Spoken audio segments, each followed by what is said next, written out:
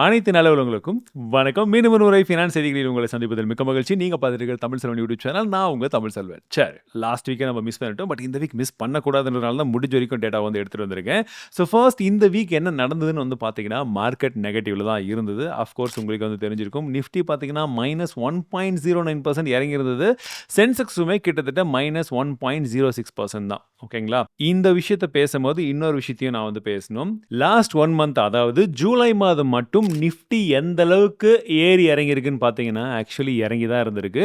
3.82% வரைக்குமே இறங்கி இருந்திருக்கு. இது வெறும் நிஃப்டி 50 மட்டும் கிடையாதுங்க. நெக்ஸ்ட் 50 இருக்கட்டும், இல்லாட்டி மிட் கேப்பா இருக்கட்டும், ஸ்மால் கேப்பா இருக்கட்டும், எல்லாமே நெகட்டிவ் தான். எஃப்ஐஐ மற்றும் டிஏஐ என்னடா பண்ணியிருக்காங்க இந்த வாரம், என்னப்பா பண்ணீங்க அப்படின்னு சொல்லி யோசிச்சு பார்த்தீங்கன்னா, எஸ், கரெக்டாக தான் கெஸ் பண்ணியிருப்பீங்க. எஃப்ஐஐ தொடர்ந்து பல்காக விற்க ஆரம்பிச்சிருக்காங்க. அண்ட் டிஐஸ் வேறு வழியே இல்லைன்னு சொல்லி வாங்க ஆரம்பிச்சிருக்காங்க. ஸோ கோல்டு ப்ரைஸ் போன வாரம் தான் சொல்லியிருந்தோம், கொஞ்சமாக இறங்கியிருக்கு, பரவாயில்லையப்பா அப்படின்றதான் நிறைய பேர் பேசிகிட்டு இருந்தோம். இன்னும் கொஞ்சம் இறங்குமா அப்படின்ற மாதிரி யோசிச்சுட்டு இருக்கிற சமயத்தில் தடால் புடால்னு பார்த்தீங்கன்னா திரும்பவும் ஏற ஆரம்பிச்சிடுச்சு. ஓகேங்களா? பட் கோல்டை பற்றி நம்ம ஏற்கனவே ஒரு வீடியோ போட்டிருக்கோம். எந்தெந்த காரணங்களால் இறங்கக்கூடிய வாய்ப்புகள் இருக்குது, எந்தெந்த காரணங்கள் இருந்தால் ஏறக்கூடிய வாய்ப்புகளும் இருக்குது அப்படின்ற அந்த சர்க்கம்டான்சஸை வந்து புரிஞ்சுக்கோங்க.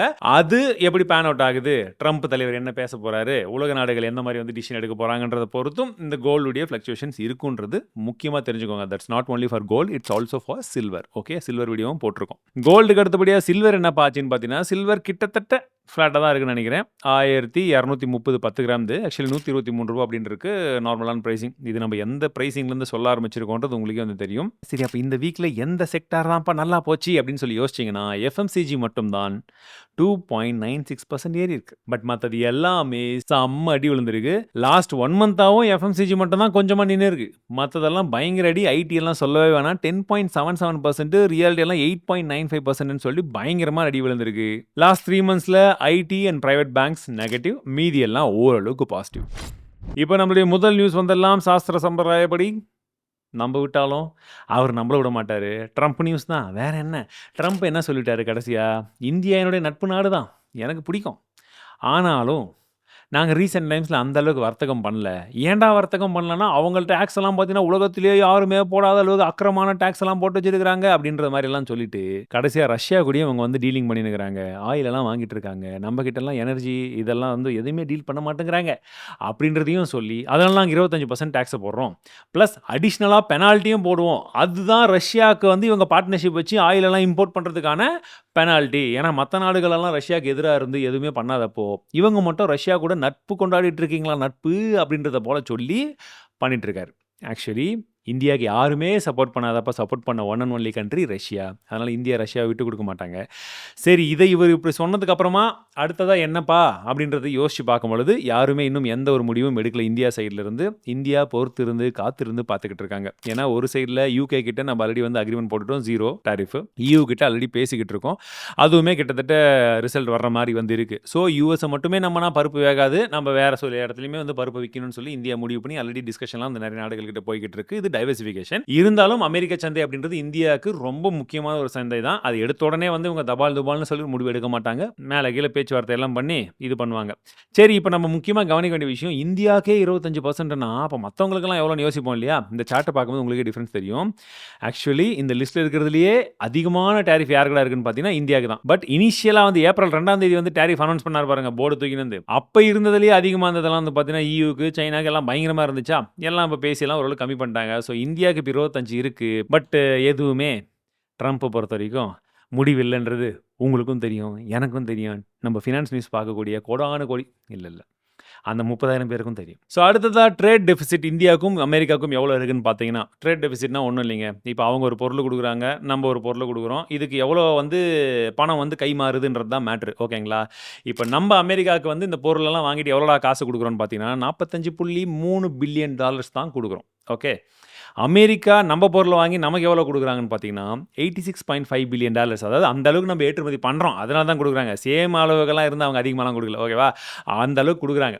இதுதான் அவங்க சொல்கிறாங்க. ஏப்பா இந்த அளவுக்கு கேப் வச்சுருக்கிறீங்க நீங்கள் அப்படின்னு சொல்லி அவர் நம்மளை பார்த்து திட்டுறாரு. அடுத்ததா 2வது நியூஸ் என்னன்னு பார்த்தீங்கன்னா, ஆகஸ்ட் 1ஆம் தேதியிலேருந்து புது யுபிஐ ரூல்ஸ் வந்துருச்சு. இத பத்தி நம்ம ஏற்கனவே டெடிகேட்டடா என்னென்னலாம் வந்து ரூல்ஸ் வரப்போகுது, என்னென்னலாம் மாற்றங்கள் கொண்டு வர போறாங்கன்றத பத்தி சொல்லிட்டேன். அதில முக்கியமான மாற்றம் வந்து பார்த்தீங்கன்னா, உங்களுக்கு ஒரு நாளைக்கு 50 முறை மட்டும் தான் நீங்க மேக்ஸிமம் பேலன்ஸ வந்து செக் பண்ண முடியும். அது இல்லாம இந்த ஆட்டோ பேலாம் வந்து பார்த்தீங்கன்னா, நான் பீக் ஹவர்ஸ்ல மட்டும் தான் வந்து நடக்கணும் அப்படின்றது போலயும் அறிவுறுத்தியிருக்காங்க. ஓகேங்களா? ஸோ இதெல்லாம் முக்கியமான சேஞ்சஸ். தெரிஞ்சுக்கோங்க. நீங்க அதிகமா யுபிஐ யூஸ் பண்ணும் பட்சத்தில, மோஸ்ட்லி நெறைய பேருக்கு பாதிப்பு கிடையாது. பட் தெரிஞ்சுக்கிறது நல்லது. ஓகேங்களா?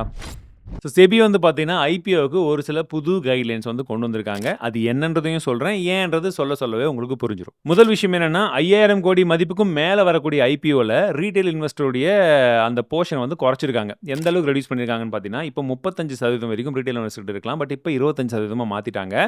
பிளஸ் இன்ஸ்டிடியூஷனல் பையர்ஸ் இருக்காங்க இல்லைங்களா? அவங்களது 50%ல இருந்ததை இப்போ 60% இன்க்ரீஸ் பண்ணியிருக்காங்க. அதாவது பெரிய ஆட்கள், ஜாம்பவான்கள், கோடிக்கணக்கில பணம் போடக்கூடிய பெரிய பெரிய முதலைகள், கம்பெனிகள் இவங்கெல்லாம் 60% வச்சுக்கும்போது, ரீட்டெயில் இன்வெஸ்டர்ஸ் உடைய சேஃப்டின்றது ஓரளவுக்கு பாதுகாக்கிறதுக்கு இது ஒரு வகையாக இருக்கும் அப்படின்றது அவங்களுடைய பிளானா இருக்கு. அண்ட் அடுத்த முக்கியமான விஷயம் என்னன்னா, ஐபிஓ உடைய ஃப்ளோட்டிங் நார்ம்ஸை இப்போ கொஞ்சம் ரிலாக்ஸ் பண்றதுக்கு பிளான் பண்றாங்க செபி. அதுல முக்கியமான விஷயம் என்னன்னா, இப்போ கரண்ட்லி இருக்கிறது 1,00,000 கோடி ரூபாய்க்கு மேல மதிப்பு இருக்கக்கூடிய கம்பெனி இருக்குன்னு வச்சுக்கோங்களேன். அவங்க 5% வரைக்குமே ஃப்ளோட் பண்ணலாம். மினிமமா 5,000 கோடியாச்சும் அவங்க ரைஸ் பண்ணும் பட்சத்துல. பட் இப்ப புதுசா வந்த ரூல் என்ன சொல்லப் போறாங்க அப்படின்னா, 7,500 கோடியாச்சும் மினிமம் ரைஸ் பண்ணும். அப்படி இருக்கும் பட்சத்துல நீங்க 2.5% வந்து பப்ளிக்குக்கு ஃப்ளோட் பண்ணலாம் அப்படின்றத போல சொல்றாங்க.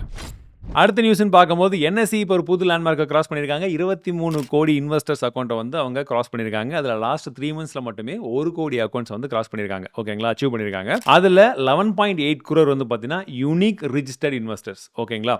சரி.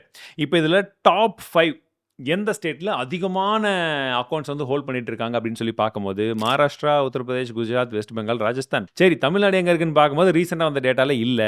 சரி, போன வருஷம் வந்த மிட்ல 2024ல இருக்கிற டேட்டாவை பொறுத்து பார்க்கும்போது மகாராஷ்டிரா கிட்டத்தட்ட 3.36 crore. அப்பவே தமிழ்நாடு அப்படியே கீழே வந்தீங்கன்னா 8வது பொசிஷன்ல இருக்கு, 0.87 crore. கர்நாடகா கூட நம்மளோட அதிகமா இருக்கா?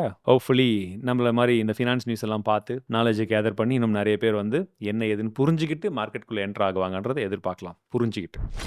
ஸோ அடுத்தது வந்து பார்த்தீங்கன்னா ரிலையன்ஸ் ஜியோ ஜியோ ஃபினான்ஸ். எஸ், அதுதான கம்பெனி. ரிலையன்ஸ் ஜியோ ஃபினான்ஸ் வந்து பார்த்தீங்கன்னா இப்போ அலையன்ஸ் ஏஜி கூட பார்ட்னர்ஷிப் பண்ணியிருக்காங்க. அலையன்ஸ் அப்படின்னு சொல்லிக்கிற கம்பெனி நீங்கள் ஏற்கனவே கேள்விப்பட்டிருப்பீங்க. பட் இருந்தாலும் இவங்க யாருன்றதை நான் சொல்கிறேன். இவங்க வந்து பார்த்தீங்கன்னா German based multinational financial service வந்து இவங்க. சரிங்களா?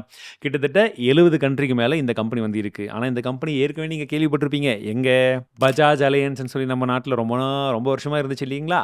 அவங்க தான். ஸோ பஜாஜோட பார்ட்னர்ஷிப்பில் வந்து பார்த்தீங்கன்னா 2 கம்பெனியில் இவங்க இருந்தாங்க. ஒன்று பஜாஜ் அலையன்ஸ் லைஃப் இன்சூரன்ஸ், இன்னொன்று பஜாஜ் அலையன்ஸ் ஜென்ரல் இன்சூரன்ஸ். இந்த ரெண்டுத்துலையுமே 26% ஸ்டேக் ஹோல்டராக வந்து இருந்தாங்க. கம்ப்ளீட்டாக அதை பஜாஜ்க்கே கொடுத்துட்டாங்க. எதுக்குடா கொடுத்தாங்கன்னு யோசிக்கவே வேணாம்.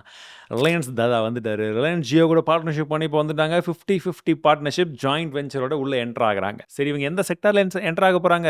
இவங்களும் இன்சூரன்ஸ்குள்ளே குதிக்க போகிறாங்களான்னா இன்சூரன்ஸ் தான். பட் இன்சூரன்ஸ்லாம் கொடுக்கக்கூடிய கம்பெனிகள் இருக்காங்க பார்த்தீங்களா, அவங்களுக்கான இன்சூரன்ஸ். ஸோ இது இன்னும் ப்ரொபோசல் ஸ்டேஜில் மட்டும்தான் இருக்குது. இதை பார்த்துட்டு ஐயோ ஓகே அப்போ அது இப்படி ஆயிடுச்சு, இதனால் இது இப்படி ஆகிடும் அப்படின்ற மாதிரி கண்மூடித்தனமாக எதுவும் தயவு செய்ய வேண்டாம். ப்ரொபோசல் ஸ்டேஜில் இருக்குது. ஐஆர்டிஏ எப்போ வந்து அப்ரூவல் கொடுக்குறாங்களோ அதுக்கப்புறமா தான் இது வருமா வராதா என்ன ஏதுன்றதுன்னு தெரியும். பட் இருந்தாலும் this is Jio. We know what will happen. So அடுத்த நியூஸ்குள்ளே பொறுத்தவரை முக்கியமான விஷயத்த சொல்லிடுறேன். தமிழ் செல்வன் சேனல், இந்த சேனலில் ஜாப் வேகன்சி இருக்குது. முக்கியமான விஷயம் எதுக்குன்னு பார்த்தீங்கன்னா ஃபினான்ஸ் ரிசர்ச்சர் நமக்கு தேவைப்படுறாங்க. ஸ்டாக் மார்க்கெட்டை பற்றி டெய்லி வரக்கூடிய அப்டேட்ஸ் இங்கிலீஷ் கண்டிப்பாக புரியணும். ஏன்னா எல்லாமே இங்கிலீஷில் தான் இருக்கும். அதை புரிஞ்சு என்ன ஏது மார்க்கெட்டில் நடக்குது, ஃபினான்ஸில், ஸ்டாக் மார்க்கெட்டில் அப்படின்ற அப்டேட் ஓரளவுக்கு வந்து பார்த்தீங்கன்னா ஃபண்டமெண்டல் அனாலிசிஸ் எல்லாமே பண்ண தெரிஞ்சிருக்கணும். ஒரு கம்பெனி ரிசல்ட் வருதுன்னா அது என்னன்றதை புரிஞ்சுக்க தெரிஞ்சிருக்கணும். ஏன்னா உங்களுக்கு இன்னும் பெஸ்ட்டாக இன்னும் அப்டேட்டடாக டேட்டா வந்து உடனுக்குடன் கொடுக்கறதுக்கான ஒரு முயற்சி தான் இது. ஏன்னா நான் தமிழ் டெக்லையும் அடிக்கடி ட்ராவல் பண்ணுறதுனால உங்களுக்கு ஃபுல் ஃபோக்கஸ்டாக டேட்டாவை எடுத்து கொடுக்குறதுல கொஞ்சம் டிலே இருக்குது. அதனால தான் இந்த ஒரு முயற்சி. ப்ளஸ் ரிசர்ச் பண்ணவங்களுக்கு ஸ்கிரிப்ட் எழுத தெரிஞ்சாலும் சரி, இல்லை எனக்கு வந்து ரிசர்ச் பண்ண தெரியும் ஓரளவுக்கு, நான் ஸ்கிரிப்ட் எழுதுறேன் அப்படின்னா நீங்கள் தாராளமாக வந்து அப்ளை பண்ணலாம். இப்போதைக்கு வேகன்சிஸ் வந்து போய்கிட்டு இருக்கு. அண்ட் ஏற்கனவே போன மாதம் நிறைய பேர் வந்து அப்ளை பண்ணியிருந்தீங்க. ஒரு சில பேருக்கு நாங்கள் மெயில் ரிப்ளை பண்ணோம். இஃப் இன் கேஸ் உங்களுக்கு இன்னும் ரிப்ளை வரல அப்படின்ற பட்சத்தில் நீங்கள் இப்போ தாராளமாக ஒரு ஹாய் மெசேஜ் வந்து போடலாம். அப்டேட்டட் ரெஸ்யூம், ரீசெண்டாக இருக்கக்கூடிய ரெஸ்யூமை வச்சு நீங்கள் ஒரு மெயில் போடுங்க. இந்த மெயில் ஐடிக்கு கம்பல்சரி நெக்ஸ்ட் வீக்கில் உடனுக்குடன் எங்கள் டீமில் இருந்து உங்களுக்கு கால் வரும். எடிட்டிங்க்கு அப்ளை பண்ணுறதா இருந்தாலும் வேகன்சிஸ் இருக்குது. பட் அதுக்குமே ஃபினான்ஸ் நாலேஜ் வேணும் தமிழ் செல்வன் சேனலுக்கு. அடுத்த அடேங்கப்பா நியூஸ் என்னன்னு பார்த்தீங்கன்னா சென்ட்ரல் பேங்க்ஸ் எல்லாமே கோல்டை வாங்கி குவிச்சுக்கிட்டே இருந்தாங்க. இல்லைங்களா? நம்ம ரீசென்ட் டைம்ஸில் நிறைய விஷயங்கள் வந்து பார்த்தோம். குளோபலாக நடக்கக்கூடிய நிறைய விதமான விஷயங்களை சார்ந்து, அதாவது வந்து டாலரைசேஷன் சொல்லுவாங்க. எல்லாருமே அமெரிக்காவுடைய அந்த டாலர் வச்சு மட்டும்தான் வர்த்தகம் செய்துட்டு இருந்த ஒரு நிலைமை மாறணும், கொஞ்சம் கொஞ்சமாக வந்து நவுந்து வரலாம் அப்படின்னு சொல்லிட்டு கோல்டெல்லாம் இன்வெஸ்ட் பண்ண ஆரம்பிச்சிட்டாங்க. சைனா போன்ற நாடுகள்லாம் என்ன பண்ண ஆரம்பிச்சிட்டாங்க, ரஷ்யாவுக்கு எப்படி சாங்ஷன் பண்ணாலும் அது மாதிரி நமக்கும் பண்ணாலும் என்ன பண்ணுறதுன்னு சொல்லிட்டு அவங்க சேஃபர் சைடு வந்து பண்ணாங்க. இந்தியாவும் நிறைய வாங்க ஆரம்பிச்சாங்க. எந்த அளவுக்கு வாங்க ஆரம்பிச்சாங்கன்னு வந்து பார்த்தீங்கன்னா, 1/2 டன் கோல்டு 500 கிலோ தங்கத்தை வந்து ஜூனில் வந்து இறக்குமதி பண்ணியிருக்காங்க, வாங்கியிருக்காங்க. ஓகேங்களா? மற்ற நாடுகளும் வந்து நிறைய வாங்கியிருக்காங்க. பட் இது கம்பேரிட்டிவ்லி ப்ரீவியஸ் குவார்ட்டர் கம்பேர் பண்ணும்போது ட்ராப் ஆயிருக்கு. 33% ட்ராப் இருக்குன்றத போலையும் சொல்லிட்டு இருக்காங்க. பட் கோல்டு இஸ் கோல்டு என்னன்றது உங்களுக்கே தெரியும். நம்மளுடைய கோல்டு வீடியோ பார்த்தீங்கன்னா இன்னும் தெளிவாக புரியும். சரி, அடுத்த முக்கியமான அப்டேட்டு ஆகஸ்ட் 6ஆம் தேதி ஆர்பிஐடைய மீட்டிங் இருக்குது. என்னன்னு உங்களுக்கே வந்து தெரியும், மானிட்டரி பாலிசி தான். ஸோ ரேட் கட் இருக்க போகுதா, என்ன ஏது, இந்த மாதிரி நிறைய விதமான சந்தேகங்கள் போயிட்டு இருந்துச்சு.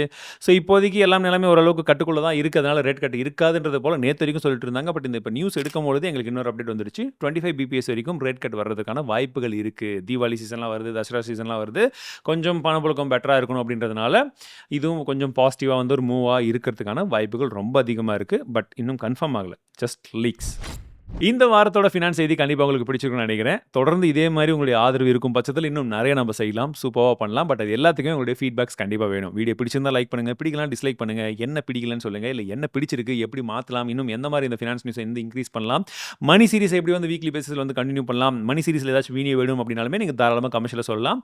அடுத்த வாரம் ஒரு வீடியோ வரும், நிறைய பேர் கேட்டுட்டு இருந்த அந்த ஒரு வீடியோ. எந்த வீடியோன்னு தெரியுமா? Super it is.